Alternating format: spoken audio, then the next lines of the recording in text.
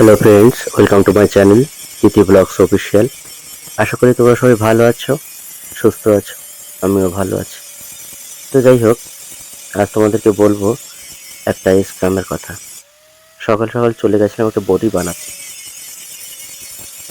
Body বানানোর জন্য আগে থেকে কথা বলে এসেছি যে আমি আসলে তারপর বডিটা তৈরি করবে। তো যাই হোক, আমরা সেই অনুযায়ী সময় মতো চলেই গেছি। গিয়ে দেখি আমার আগে থেকে বডি বানিয়ে রেখেছে।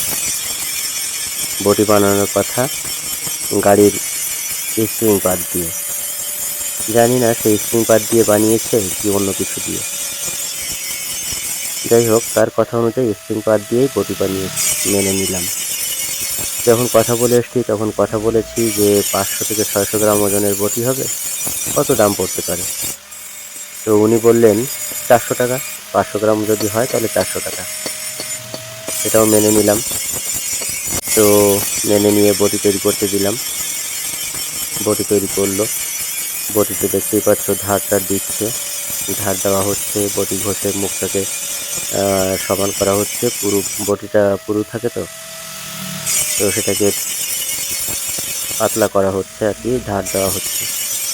তো যাই হোক, সব কিছু মেনে নিলাম। আমরা যাওয়ার আগে বডি বানানো হয়ে গেছে, সেটাও মেনে নিলাম। কিন্তু মানুষ কত বড় ধান্দাবাজ এবং কত বড় অসভ্য হতে পারে তার নমুনা তোমাদেরকে বলছি পরে। তো যাই হোক, বডিটা কিন্তু খুব খারাপটা নয়, বডিটা মোটামুটি ভালোই আছে।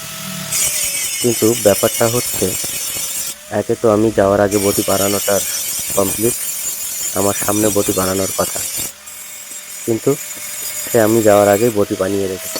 অতএব স্প্রিং পাতি না নর্মাল লোহা বোঝার উপায় নেই। আরও বড় কথা, 500 গ্রাম 400 টাকা।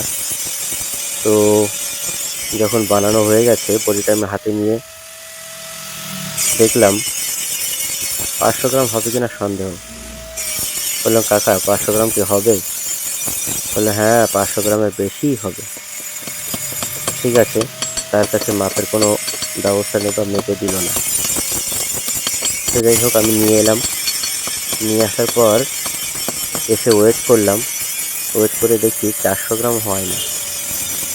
তাহলে বোঝো 100 গ্রাম লোহা কম।